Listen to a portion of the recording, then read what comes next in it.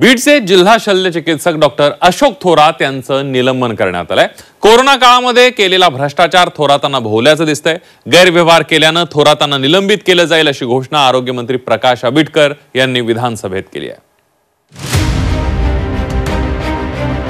बीड जिल्हा शल्य चिकित्सकांची उचलबांगडी।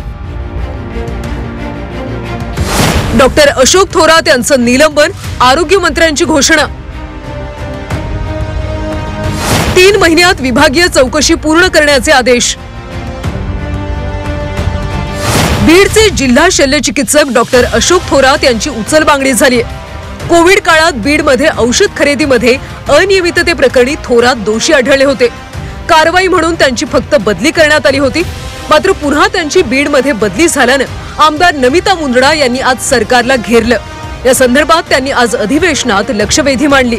कोविडच्या काळामध्ये अक्षरशः लोकांचा त्यांनी फायदा घेतला। जेव्हा लोकांना काहीच हे नव्हतं त्यांनी ॲडव्हान्टेज घेतला आणि एवढ्या प्रचंडपणे लोकांना त्रास झाला, जिल्ह्यातल्या लोकांवर अन्याय झाला त्यांना परत आणून। तर अध्यक्ष महोदय, तुम्ही त्यांना सस्पेंड करणार का, ही माझी इकडे मागणी आहे आणि प्रश्न आहे। महत्त्वाची गोष्ट म्हणजे नमिता मुंदडा यांच्या सासूबाई आणि दिवंगत आरोग्यमंत्री विमल मुंदडा यांचे थोरात एकेकाळी स्वीय सहाय्यक होते। थोरातांच्या प्रश्नावर उत्तर देताना आरोग्यमंत्री प्रकाश आबिटकर यांनी विधिमंडळात डॉक्टर अशोक थोरातांच्या निलंबनाची घोषणा केली। विभागीय चौकशी 3 महिन्यात पूर्ण केली जाईल असंही म्हटलंय। सिव्हिल सर्जन जे बीड आहेत त्यांना आपण सस्पेंड करतोय आणि सस्पेंड करून 3 महिन्यांच्या कालावधीमध्ये जे काय एकूण सगळ्या विभागीय चौकशीसाठी सुद्धा खूप उशीर झालाय तो सुद्धा 3 महिन्यांच्या कालावधीमध्ये पूर्ण करून ह्याच्यातले जे दोषी असतील त्यांच्यावरती कारवाई, गुन्हे आवश्यक असतील। कोरोना काळात बीड जिल्ह्यामध्ये मोठ्या प्रमाणात घोटाळा झाल्याचं समोर आलं होतं। यानंतर डॉक्टर अशोक थोरात यांची नाशिकला बदली करण्यात आली। त्यानंतर ते पुन्हा बीड जिल्ह्यात रुजू झाले होते। थोरात यांच्या कार्यकाळात औषध खरेदीमध्ये मोठ्या प्रमाणात अनियमितता आढळली होती।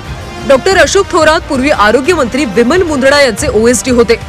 कोरोना काळात ते बीडमध्ये शल्य चिकित्सक म्हणून रुजू होते। त्यानंतर त्यांची बदली नाशिकला करण्यात आली। मात्र ते नंतर बदलून पुन्हा बीडला आले।